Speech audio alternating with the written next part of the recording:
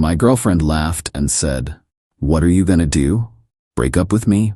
After I caught her texting her ex, I didn't say a word, just walked to the bedroom and started packing. She stopped laughing when she saw what I was putting in the suitcase. I, 31 male, was sitting on the couch last Thursday night, just scrolling through my phone, while Maya, 28, was supposedly working on her laptop next to me. 3 years together, living in my apartment for the last 18 months, her phone buzzed. She grabbed it quick, angled it away from me. Small thing, but I noticed. Then she smiled. That specific smile. The one she used to give me when we first started dating.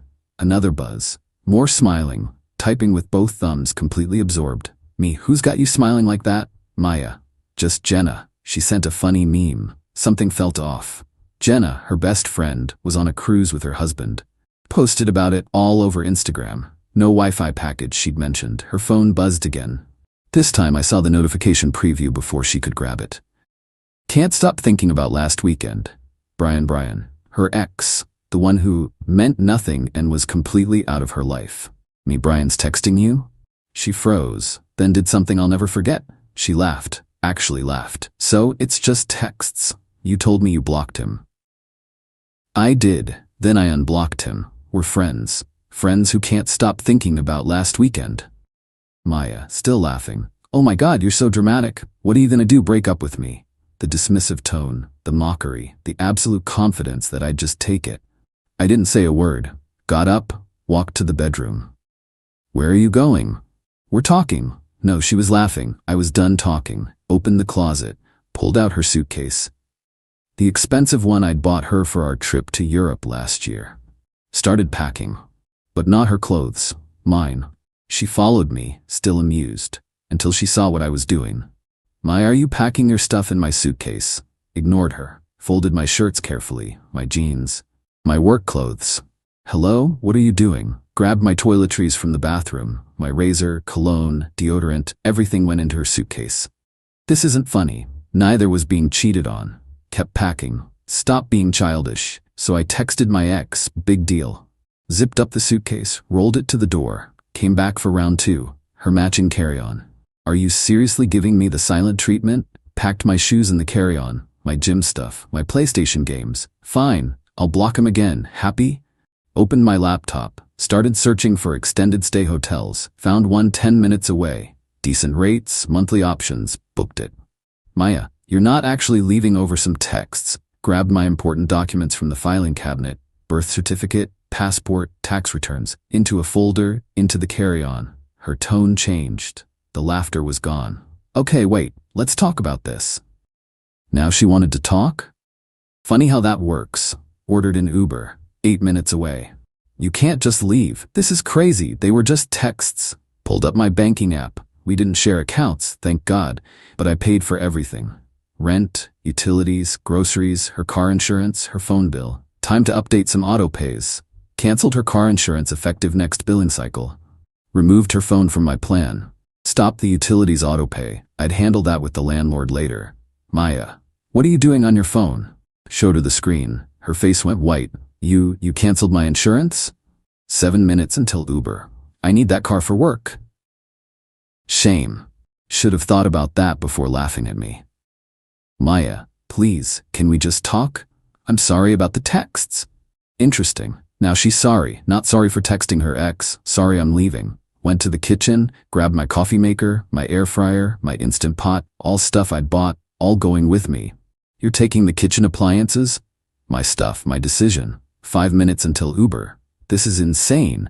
You're throwing away 3 years over nothing. Nothing? Pulled up her text thread with Brian on her phone.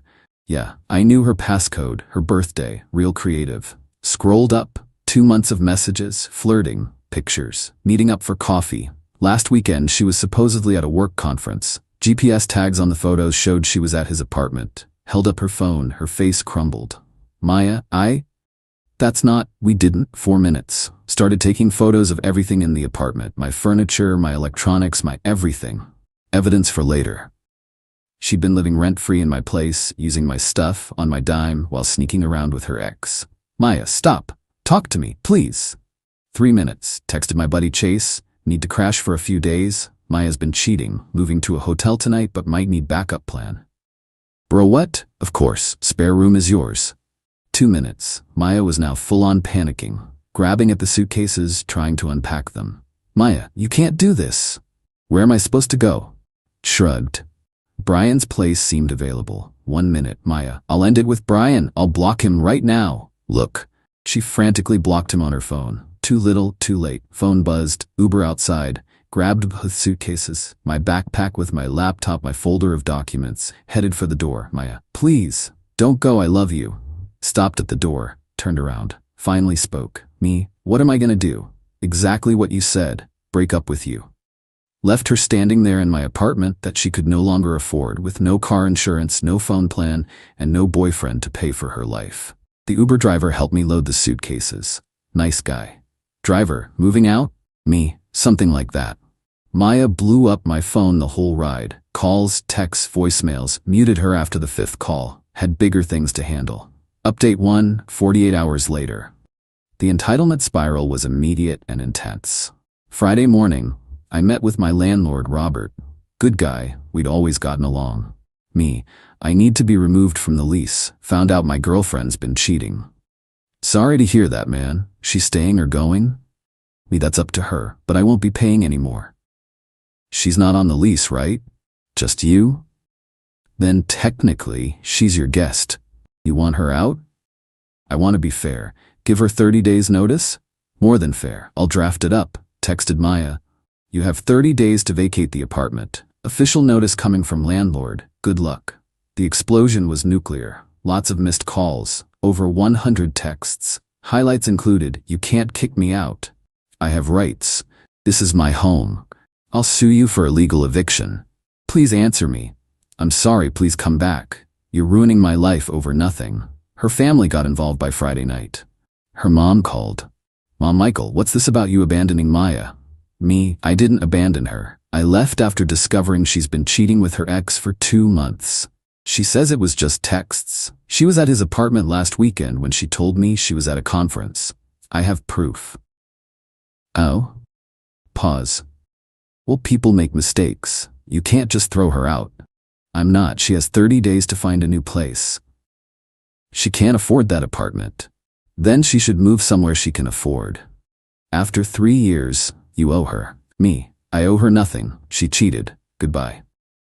Saturday morning, woke up to a notification from my credit card. Large purchase attempt at a furniture store. Called the bank. Yes, someone tried to use your card for a $3,000 purchase. We flagged it as suspicious. Please cancel that card immediately. Maya had memorized my card number. Classy. Texted her. Nice try with the credit card. That's fraud, by the way. Maya, I need furniture for my new place. Me, get a job, or ask Brian. He won't help me. This is your fault. My fault you cheated? Interesting logic. Then came the social media campaign. She posted a sob story about her abusive ex who threw her out with nothing, carefully edited to exclude the cheating part. I don't usually do social media drama, but this required a response. Posted once. Fun fact. Finding out your girlfriend has been cheating with her ex for 2 months is apparently abusive now. So is expecting her to pay her own bills after. Learn something new every day. Attached a screenshot of Brian's "can't stop thinking about last weekend" text. Her post disappeared within an hour, but the entitlement ramped up. She showed up at my hotel Sunday morning. Front desk called my room. Mr. Thompson, there's a Maya here saying she's your girlfriend. I don't have a girlfriend. Please ask her to leave. Watched from my window as security escorted her out. She was carrying a box of my stuff, probably. Monday came, back to work trying to focus. Then IT called. Hey Michael, someone's been trying to access your work email from an unknown device. We've blocked it. She was trying to get into my work accounts. Why? Who knows, maybe looking for evidence I was cheating too, or trying to sabotage me. Either way, IT locked it down and documented everything. Texted her. Stop trying to hack my accounts, that's a crime. Maya, I just wanted to see if you were talking to other girls. Me, while you were actively cheating? The irony is incredible. Tuesday, she hit a new low. Posted on apartment hunting groups that I was looking for a roommate. Used my actual phone number. My phone blew up with strangers asking about the room for rent, $200 a month, females preferred. Had to post clarifications everywhere, report her posts, change my number. The audacity was breathtaking. Update 2. 1 week later. The extinction burst was spectacular. Maya realized I was serious when the 30-day notice was posted on the apartment door. Official eviction proceedings would start if she didn't leave voluntarily. Her response? Go full psycho. First, she tried to turn my friends against me.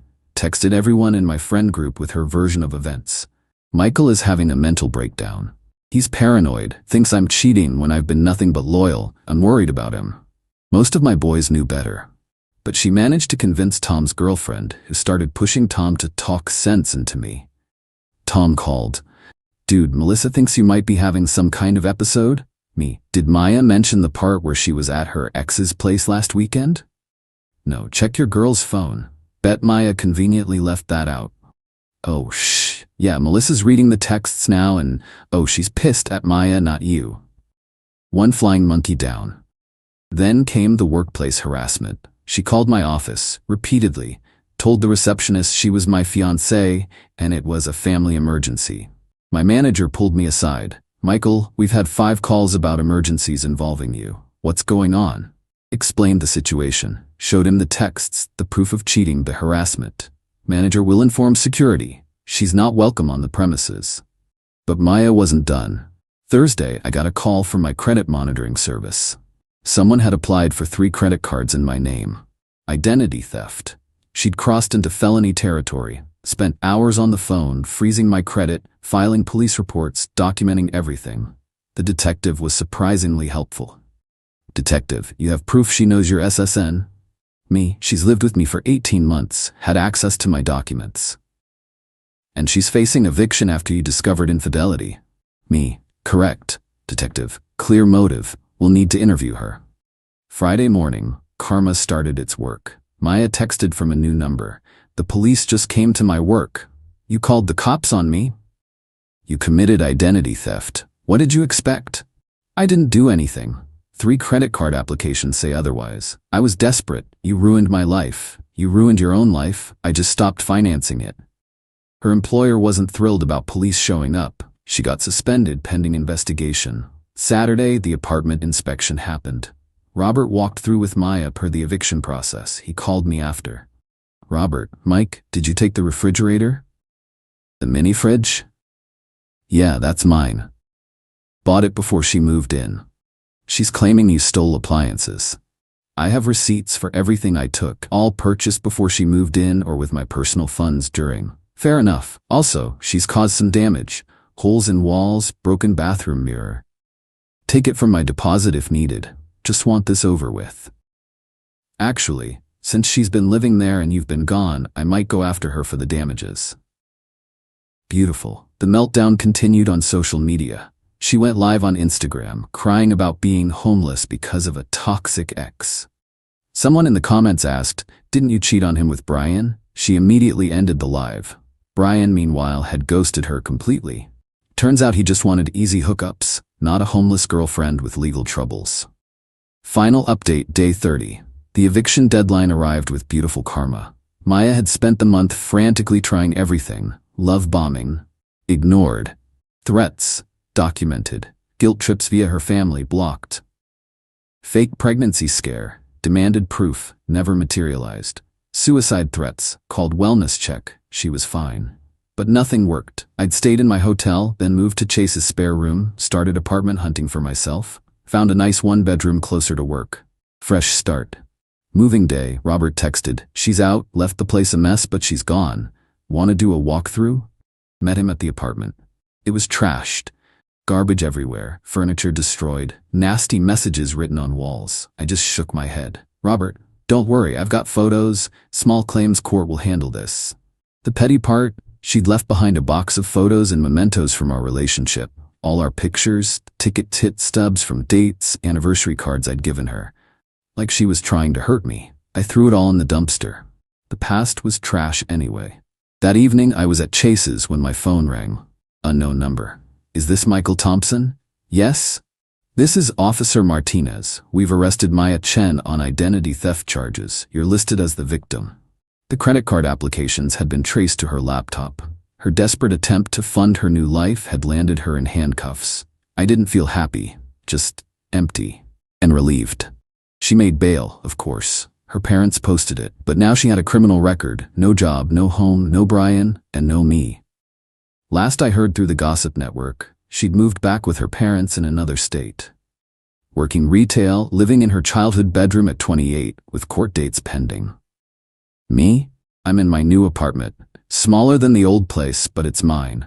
No drama, no lies, no cheating. Been hitting the gym, reconnected with old friends, even started learning guitar. Funny thing about her suitcases, I still have them. High-quality luggage is expensive, and she left them behind. Planning a solo trip to Japan next month, figured I'd put them to good use. Sometimes I think about that moment. Her laughing, asking, "What are you gonna do? Break up with me?" The absolute confidence that I'd just accept the disrespect. I showed her exactly what I was gonna do. No yelling, no drama, no begging. Just cold, calculated consequences for her actions. She thought she had me trapped, that I'd never leave because we'd been together 3 years, that I'd absorbed so much of her life costs that I couldn't walk away. She was wrong. The suitcase, it was perfect karma. The bags I'd bought her for our romantic vacation became the vessels for my escape from her lies. She stopped laughing real quick when she realized I wasn't packing her stuff to kick her out. I was packing mine to set myself free. Best $300 I ever spent on luggage.